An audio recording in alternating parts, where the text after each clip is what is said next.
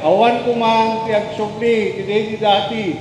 Kaya nasawen, pagprogreso tiyak yun. Daytoy ket maysa nga naragsak nga okasyon gapuenta agbalin kay tumeten nga qualified iti dadto mapay nga assistance nga gapo iti gobyerno. Balay tiniwada pugay sa tagumpay graduation ceremony di Bangged Abra. Agdagop ti 180 ti bilang ti tinagturpos sa pamilya, manipod ti pantawid Pamilyang Pilipino Program wenno 4Ps. May sa kanakwada ti pamilya ni Rochelle Beronia iti Zone 3. Dakkel tinitulong ti programa iti pamilyada para iti panagadal dagiti anak na nga dan iti grade 9 ken grade 12. Pamanti makunak talaga sir, talaga nga dakkel ti tulong na dito panagyam iti 4Ps. Tatta naggraduar kami. Thank you kanya yung DSWD. Yung nga ro do rin sa makbapay mo ti panagri na nga aktor po sa nang nya nga ro maramidak sir, awa mo ti maramida no talaga nga exit kami. Tiket ko kumawat ang di pa nagkwakta, syempre babasa pa lang mo yan ako. Ngam po nada mga adaak ti level 3.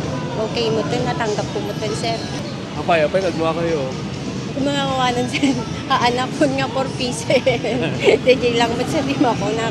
Mano nga tawin nga 4Ps beneficiary? 2011 kanyang ganat at Agtagibalay iso na kiti bayet nga nakaturpos dan iti programa, ikarigata na. Ang makalipas iti panagadal dagiti anak na iti Intero Region Cordillera. Ti Abra ti kaduan ti 4Ps beneficiaries nga umabot ti nasuruksa nga 10,000 pamilya. Kadagupan ka dito'y 1,700 hectare pos ita atawen. Kasapulan ti panagturpos na kas ito yang tilinteg.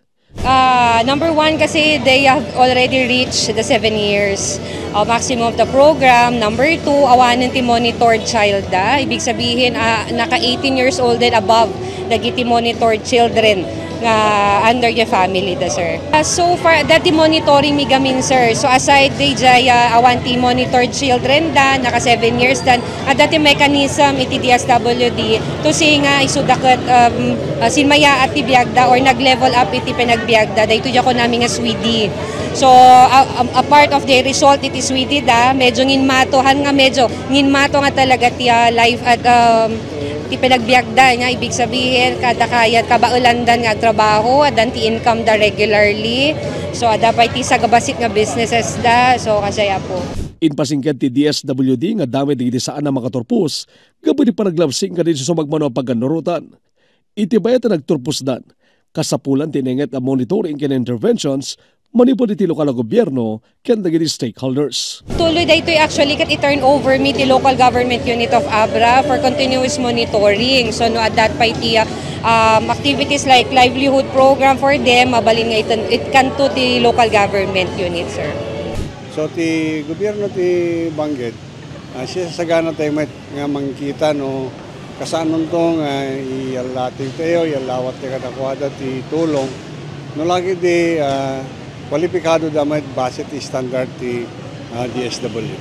Nagpeso na dito yung tulong awan iti kalkalabos ka tempo tata makita tayo nga ti gobyerno nasyonal ket sila lagi mo lang kadagiti adda iti laylayan kun tayo ti sosyedad tamang di kasagit umangat met sumayat met ti panagbiagda progreso met kalaksidan ti panakatulong dagiti anak nga makapagturpos ti senior high school. Archie Lorenzo, Balitang, Solid North.